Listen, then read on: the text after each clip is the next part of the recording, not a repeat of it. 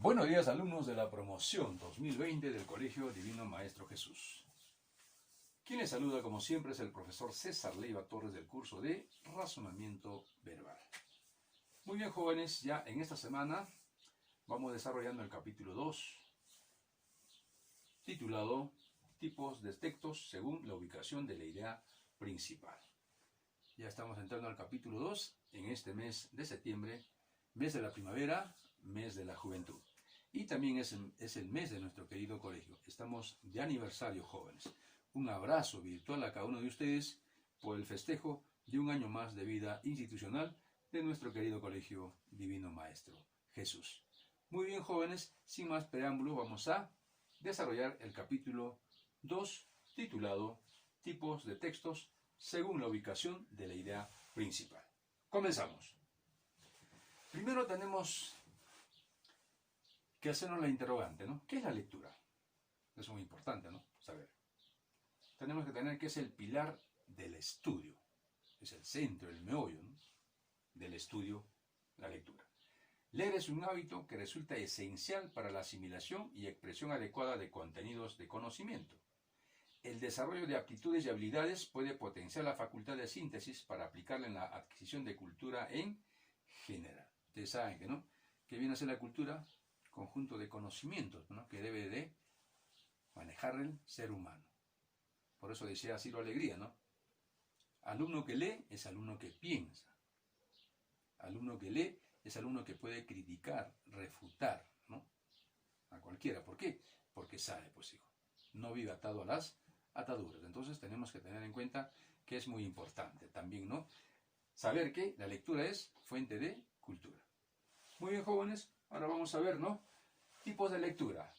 Tenemos lectura explorativa. Es aquella que nos permite encontrar rápidamente las informaciones o tener en pocos minutos una visión general y completa de un material escrito. Informativa.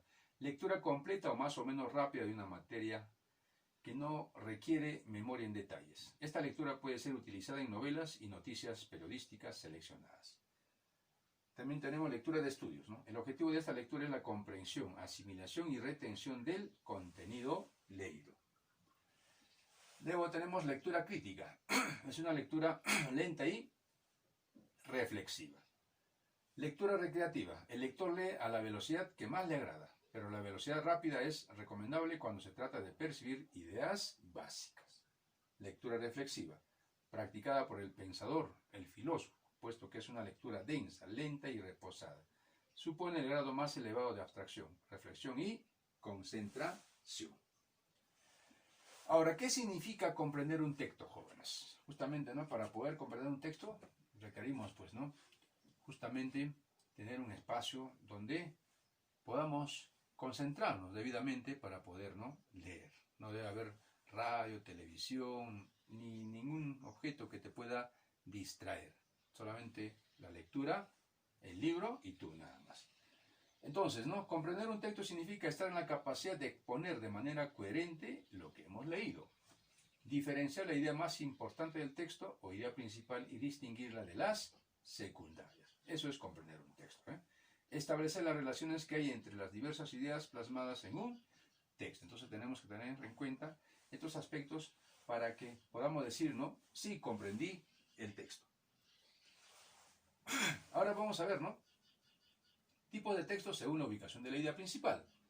Textos analizantes. Los textos analizantes son aquellos cuya idea principal se encuentra en la parte inicial y luego la desarrollan a través de ejemplos, argumentos u otros comentarios. Ojo, cada texto tiene sus características.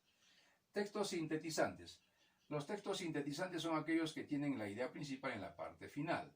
Es decir, son los textos que se inician exponiendo ideas particulares, luego son resumidos a manera de conclusión en la terminación del texto. Y luego tenemos textos encuadrados. Se denomina textos encuadrados o también analizante sintetizante, aquellos cuya idea principal se formula en la parte inicial del texto y desarrolla a lo largo de la lectura. Finaliza reiterando la idea principal inicialmente planteada a manera de conclusión. Textos sintetizantes analizantes. Son textos que primero señalan un conjunto de ideas secundarias, las mismas que se resumen en una idea principal, la que a su vez se desarrolla en base a otras ideas secundarias, ¿no? Es decir, estas ideas van, pues, ¿no?, en la parte central del texto. Ahí está ubicado, ¿no?, la idea principal de este tipo de textos. Muy bien, jóvenes, ahora sí vamos a pasar a desarrollar nuestro compendio. Todos saquen su compendio para poder ir trabajando tipo de texto según la ubicación de la idea principal. Aplico lo comprendido. Vamos a empezar acá. Texto 1. Nada hace tan estimable a un príncipe como las grandes empresas y el ejemplo de raras virtudes. Prueba de ello es Fernando de Aragón, actual rey de España, a quien casi puede tomársele príncipe nuevo, pues de rey sin importancia se ha convertido en el primer monarca de la cristianidad. Sus obras, como puede comprobarlo quien las examine, han sido todas grandes y algunas extraordinarias. En los comienzos de su reinado, tomó por asalto a Granada, punto de partida de sus posteriores conquistas. Entonces la idea principal, ¿dónde la encontramos? En la parte inicial, Dice, nada hace tan estimable a un príncipe como las grandes empresas y el ejemplo de raras virtudes. Ahí está entonces la idea principal. Entonces escribimos aquí la idea principal que está en el primer párrafo. Ahora el tipo de texto es, ya hemos dicho, ¿no?, cuando está la idea principal al inicio es analizante. Entonces ponemos abajo el tipo de texto es analizante. Texto 2. El testimonio de Arguedas es definitivo. El indio no es sumiso, ni servil, ni mentiroso, ni hipócrita, pero su conducta lo es, en determinadas circunstancias y por necesidad. Esas máscaras son en realidad escudos que le evitan nuevas agresiones, nuevos atropellos. El indio se muestra así a sabiendas ante el hombre que le roba sus tierras y sus animales, que lo encarcela y viola a su mujer y a sus hijas. Pero en la vida interna de la comunidad el indio no se humilla jamás. Abomina de la mentira y tiene la religión del respeto a las normas morales que se le ha dado. Arguedas, al mostrar al indio en sus diferentes situaciones, al descubrir el verdadero sentido de su actitud frente al blanco, al revelar el mundo de sus sueños y ambiciones que esconde el alma del indio, nos da todos los elementos de juicio necesarios para comprenderlo y llegar hasta él. Esa es la visión totalizadora de un mundo que es el verdadero realismo literario en Arguedas. Bonita historia, ¿no? Bonito, digamos, el mensaje que nos deja José María Arguedas. Entonces la idea principal, igual, ¿no?, en la parte inicial, ¿no? El testimonio de Arguedas es definitivo. El indio no es sumiso, ni servil, ni mentiroso, ni hipócrita, pero su conducta lo es en determinadas circunstancias y por necesidad. Entonces ahí viene la idea principal. El tipo de texto es analizante, igual que el texto anterior. Pasamos al siguiente. Texto 3. En un mundo de patente nihilismo, vacío y sida, servidores públicos deshonestos, evangelistas y charlatanes, contra sandinistas y cáncer. ¿Importa acaso que un niño prenda la televisión y aparezca de pronto el halcón maltés a colores? Especialmente si puede apretar un botón y volverla blanco y negro. Creo que sí importa, y que las ramificaciones de lo que se llama coloración no son dignas de contemplación. En pocas palabras, los dueños de miles de películas en blanco y negro creen que tendrían más público para el cine y consecuentemente más dinero si le renuevan el color. Como poseen computadoras que pueden modificar piezas maestras y agregarlas color, es un verdadero problema para cualquiera al que le imponen esas películas y tenga resentimientos acerca de nuestra propia imagen de cultura. Entonces, aquí, la idea principal, ¿cuál es? La idea principal la encontramos en la parte central, ¿no? Los dueños de miles de películas en blanco y negro creen que tendrán más público para el cine y consecuentemente más dinero si le renuevan el color. Entonces ahí tenemos la idea principal. El tipo de texto es sintetizante, analizante, ¿no? Porque la idea principal se encuentra en la parte central del texto. En el texto 4, la sal, componente de la sangre y de los tejidos, es un elemento de fundamental importancia para la vida de nuestro organismo, cuyas funciones asegura. Por consiguiente, resulta natural que, movido por una necesidad instintiva, el hombre haya tratado de procurarse desde la prehistoria esta sustancia indispensable, en una búsqueda que se identificó cuando, con el empleo del fuego para la cocción de los alimentos, la proporción de estos en sales orgánicas quedó notablemente reducida. La primera fuente a la que los hombres recurrieron fue naturalmente el mar. Más tarde descubrieron los yacimientos de sal gema. Es muy escasa la información que sobre estos se posee. Sin embargo, se sabe con certeza que desde los albores de la civilización romana, La industria de la sal tuvo gran importancia y fue la primera que el Estado organizó sobre bases racionales, desde todos los puntos de vista: extracción, transporte y comercio. Los historiadores Tito, Livio y Plinio hacen remontar el origen de esta industria a Ancus Martius, quien tomó posesión de Salinas ya antes explotada por los etruscos. Los reyes adjudicaron a particulares la explotación de estas salinas, pero en tiempos de la República los concesionarios se vieron obligados a vender la sal a precios cuyas bases eran fijadas por los censores. El transporte lo realizaban los salari, que almacenaban el mineral más allá del Tíber, en depósitos desde donde era repartido por los salinatadores de Aeralí. Para transportar la sal del litoral hasta el interior de las tierras se construyó la famosa vía Salaria, que aún hoy una importante arteria que une Roma a Ascoli Piceno. Muy bien, entonces la idea principal, ¿cuál es? Encontramos en la parte inicial. La sal, componente de la sangre y de los tejidos, es un elemento de fundamental importancia para la vida de nuestro organismo, cuyas funciones asegura. El tipo de texto analizante, ¿no? Porque encontramos al inicio del texto. En el texto 5, la materia solo existe en movimiento y se manifiesta y revela a través de él. Nos convencen de todo ello los hechos cotidianos, el desarrollo de la ciencia y la práctica. Tomemos, por ejemplo, el átomo. Existe como cuerpo material, determinado porque se mueven las partículas elementales que se forman. No podría existir fuera del movimiento de esas partículas y lo mismo ocurre con cualquier otro cuerpo. Basta con que cese el metabolismo. Este es también un tipo de metabolismo, para que el organismo vivo muera en el acto. Merced al movimiento, los cuerpos materiales se dan a conocer y excitan nuestros sentidos. El Sol, por ejemplo, irradia incesantemente el espacio cósmico, inconmensurable cantidad de partículas en movimiento. Al llegar a la Tierra, esas partículas excitan nuestros órganos de los sentidos y nos advierten de la existencia del Sol. Si no fuera por el movimiento de las partículas, no sospecharíamos que el Sol existe, pues se encuentra a unos 150 millones de kilómetros de la Tierra. Del mismo modo existen todos los demás cuerpos materiales, no se manifiesta más que en el movimiento. No solo se mueven las partículas elementales en los átomos, sino también los átomos en las moléculas y las moléculas en los cuerpos. Se mueve toda la incontable masa de cuerpos terrestres y cósmicos. Sufren cambios los organismos vivos y la vida social. Es imposible encontrar una sola partícula del mundo material que no esté sometida a movimientos y cambios. El movimiento es, por lo tanto, la forma de existencia de la materia, su propiedad inherente. Entonces aquí la idea principal la encontramos no tanto al inicio y al final. Dice, la materia solo existe en movimiento y se manifiesta y revela a través de él. Y a manera de conclusión, el movimiento es, por lo tanto, la forma de existencia de la materia, su propiedad inherente. Entonces ahí tenemos, ¿no?, la idea principal, tanto en la parte superior como en la parte inferior. Entonces el tipo de texto es encuadrado, ¿no? Muy bien. Pasamos al siguiente texto. Texto 6. Dice, una arpía es una mezcla entre mujer y buitre. La parte inferior de su cuerpo y las alas son de buitre, y el torso y la cara de mujer. En concreto, de una bruja. Su pelo grueso, duro y enmarañado, como un estropajo, y tiene los dientes podridos. No suelen llevar ropas, y siempre están envueltas en un fétido olor. Son seres tan sucios que infectan a otros seres al atacarles con sus garras. Su lenguaje se basa en una especie de gritos y cacareos muy desagradables. Sin embargo, las arpías cantan una canción mágica capaz de hechizar a todos los humanos y semi-humanos que la oyen.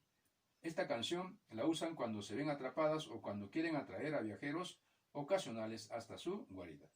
Se deleitan molestando a otros seres y animales, sin embargo son bastante cobardes, sobre todo si se encuentran solas, por lo que suelen huir con frecuencia. A pesar de ello, son muy vengativas y pueden seguir a un enemigo durante kilómetros. Sus guaridas están situadas en la línea de la costa. Sus guaridas, están situadas en la línea de la costa y suelen ser curvas, un poco profundas, tan sucias que ningún animal se atreve a acercarse. En ellas suelen guardar algunos tesoros que mezclan con toda la suciedad. Estas guaridas albergan a unas 10 o 12 arpías. Las arpías pueden colaborar esporádicamente con humanos o semi-humanos ejerciendo de espías. La pregunta 1. ¿Cuál es el tema del texto? Ya sabemos que el tema es una frase nominal, entonces sería la arpía, nada más. En la 2, ¿cuál es el título del texto? Aquí sí, ¿no? Ya se precisa mejor. Sería la A, ¿no? La descripción de la arpía. 3, ¿qué tipo de texto es por la ubicación de la idea principal? Analizante, ¿no? ¿Por qué? Porque ubicamos al inicio, ¿no? ¿Ve? Una arpía es una mezcla entre mujer y buitre. Muy bien. Y aquí dice, ¿ve? Llamar arpía a una mujer es como decirle malintencionada, flaca, fea o de mal carácter. Pues en la mitología griega, una arpía es un animal espantoso y cruel con rostro de mujer y cuerpo de ave rapaz. Muy bien, ¿no? Una información adicional. Tenemos el texto 7. Los tabúes serían prohibiciones antiquísimas impuestas desde el exterior a una generación de hombres primitivos, a los que fueron quizá inculcados por una generación anterior. Estas prohibiciones recayeron sobre actividades a cuya realización tendía intensamente el individuo y se mantuvieron luego de generación en generación, quizá únicamente por medio de la tradición transmitida por la autoridad paterna y social. Pero también pueden suponerse que se organizaron en una generación posterior, como una parte de propiedad psíquica heredada. De la conservación del tabú hemos de deducir que la primitiva tendencia a realizar los actos prohibidos perdura aún hoy en día en los pueblos salvajes y semisalvajes en los que hallamos tales prohibiciones. Así pues, estos pueblos han adoptado ante sus prohibiciones tabú una actitud ambivalente. En su inconsciente no desearían nada mejor que su violación, pero al mismo tiempo sienten temor a ella. La temen precisamente porque la desean, y el temor es más fuerte que el deseo. Este deseo es en cada caso individual, inconsciente, como en el neurótico. Muy bien, ¿no? Ahora, el tema del texto es los tabúes, ¿no? Tema del texto. Es decir, ¿de qué trata el texto? Los tabúes. La finalidad del tabú es, ¿no? Restringir la conducta prohibida del hombre en su medio social, ¿no? Alternativa D. Es de acuerdo al texto que estamos leyendo.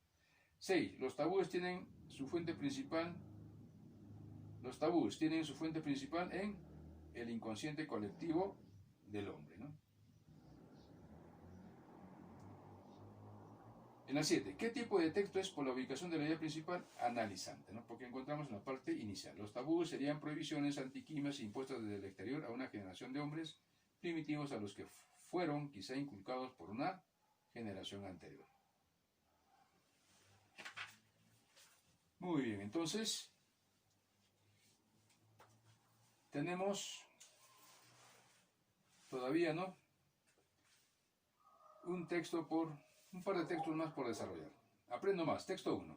La primera tarea que se impuso en 1713, la recién creada Academia Española, fue la de redactar un diccionario de nuestra lengua equiparable a los de las corporaciones francesas y toscana, que ya lo poseían desde el siglo anterior.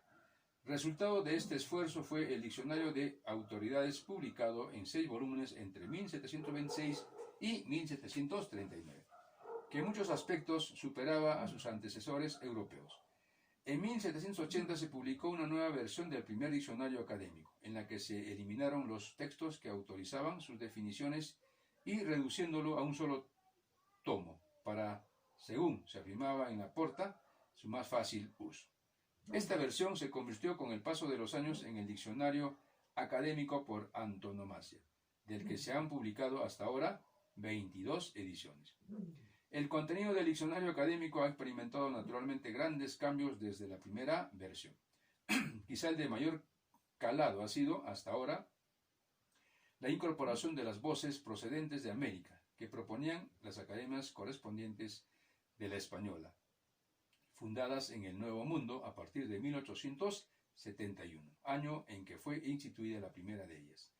El Diccionario de la Lengua Española, publicado por la Real Academia con la colaboración de las Academias Hermanas de América y Filipinas, ha ido consolidando de esta manera su carácter supranacional, hasta convertirse en el depósito léxico de referencia para todo el mundo hispánico. Muy interesante, ¿no? Ahora el tema del texto es el diccionario académico. El título del texto es el Diccionario de la Lengua Española.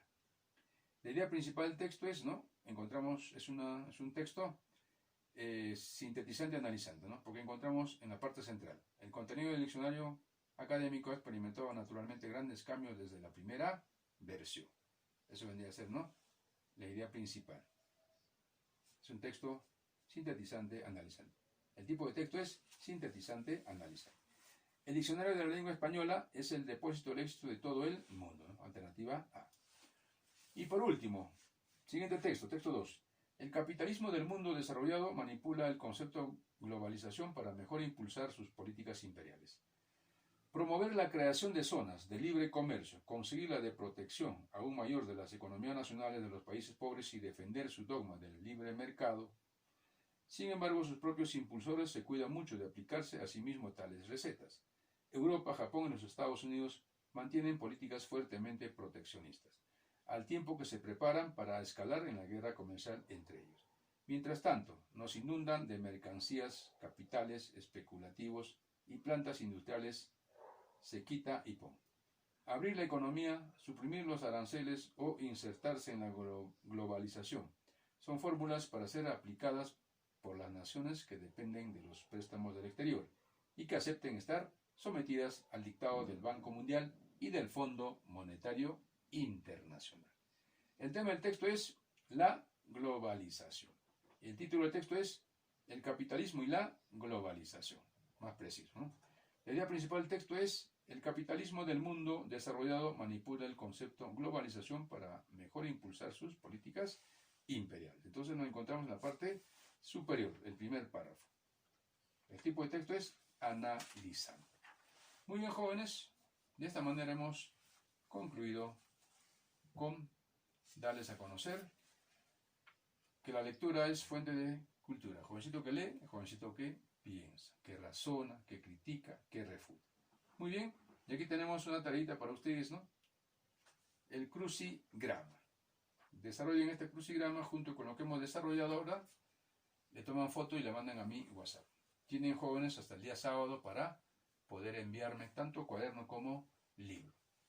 En el cuaderno, la diapositiva. Toman foto y mandan a mi WhatsApp. Y del libro lo que hemos desarrollado. Todas las lecturas. Le toman foto y le mandan a mi WhatsApp. Muy bien, jóvenes. Eso ha sido todo por hoy. Espero que hayan disfrutado de la clase de razonamiento verbal. Nos estamos encontrando en la próxima clase. Chao, jóvenes de la promoción.